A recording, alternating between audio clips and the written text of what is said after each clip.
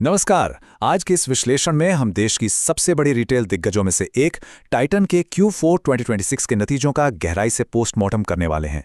कभी कभी वित्तीय दुनिया में ऐसा होता है कि नंबर्स बहुत शानदार लगते हैं, फिर भी बाजार का मूड खराब हो जाता है।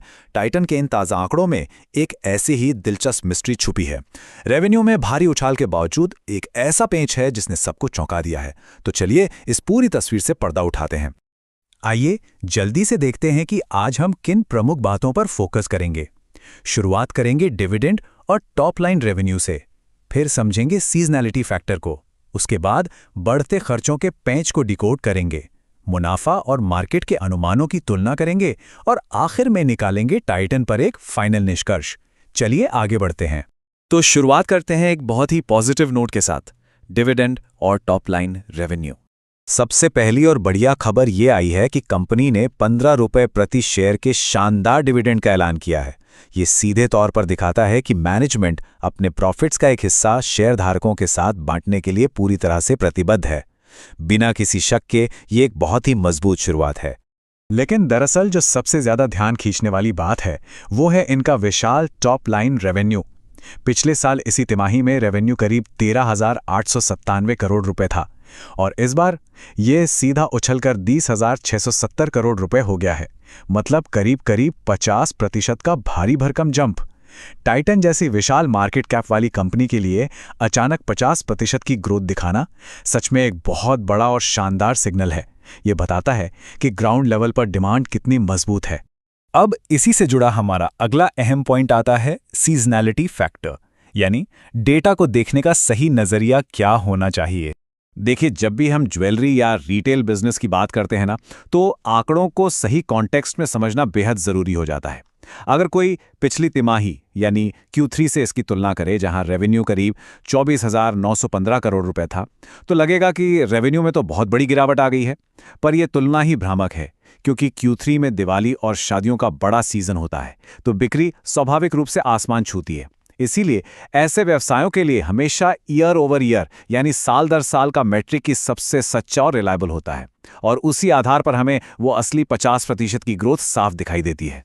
यहां तक तो सब कुछ एकदम परफेक्ट लग रहा है, लेकिन अब आती है कहानी में असली ट्विस्ट की बारी, बढ़ते खर्चे और इन्वेंट्री का मोड़। नंबर्स के अंदर थोड़ा और गहराई में जाने पर पता चलता है कि जहां एक तरफ रेवेन्यू 50% बढ़ा है, वहीं दूसरी तरफ कंपनी के खर्चे लगभग 90% बढ़ गए हैं। खर्चे बढ़कर सीधे 25,569 करोड़ रुपए तक पहुंच गए हैं। अब सवाल उठता है कि ऐसा आखिर क्यों हुआ? इसका सबसे बड़ा कारण है इन्वेंट्री से मिलने वाला फायदा, जो इस बार गायब था। पिछले साल इसी तिमाही में कंपनी को इन्वेंट्री के रूप में लगभग 4,976 करोड़ रुपए का बहुत बड़ा फायदा मिला था, लेकिन इस मौजूदा तिमाही में ये फायदा घटकर सिर्फ 97 करोड़ रुपए रह गया। ये एक इतना बड़ा अंतर है जिसने कुल खर्चों को सीधे आसमान पर पहुंचा दिया। तो इन बढ़ते खर्चों का असल असर मुनाफे पर कैसा पड़ा? आइए देखते हैं मुनाफा और बाजार की उम्मीदों के बीच का अंतर। अब अगर अकेले मुनाफे के आंकड़े को देखा जाए तो ये बिल्कुल भी खराब नहीं लगता। पिछले साल Q4 में जो मुनाफा 871 करोड़ रुपए था, वो इस बार बढ़कर 1179 करोड़ रुपए हो गया है, यानी साल दर साल 33% की सॉलिड प्रॉफिट ग्रोथ। किसी भी आम दिन में 33% की प्रॉफिट ग्रोथ को एक जबरदस्त छलांग माना जाएगा। लेकिन क्या शेयर बाजार के दिग्गज इन नंबर से संतुष्ट थे? बिल्कुल नहीं, और यही इस पूरी रिपोर्ट का सबसे क्रूशियल पॉइंट है।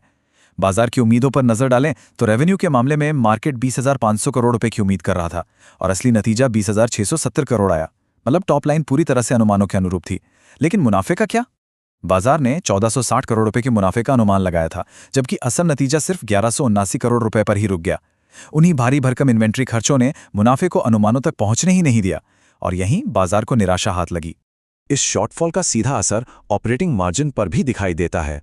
पिछले साल इसी समय ऑपरेटिंग मार्जिन 6.26% पर था, जो कि इस तरह के बिजनेस के लिए एक मजबूत और हेल्दी आधार माना जाता है। लेकिन खर्चों के उस भारी दबाव ने मुनाफे को कितना सिकोड़ दिया है, वो मार्जिन के इन गिरते आंकड़ों में साफ समझ आता है। मार्जिन अब 6.26% से गिरकर 5.72% पर आ गया है। ये मार्जिन कंप्रेशन चिल्ला कर बता रहा है कि इन्वेंट्री की लागत और बढ़े हुए 90% खर्चों ने कमाई की क्षमता पर गहरा प्रहार किया है। और आखिर में इस सब का असर अर्निंग्स पर शेयर यानी EPS पर भी पड़ना ही था। इस तिमाही में ईपीएस थोड़ा दबकर 13 रुपये 28 पैसे पर आ गया है, जबकि पिछली तिमाही में ये 18 रुपये 98 पैसे था।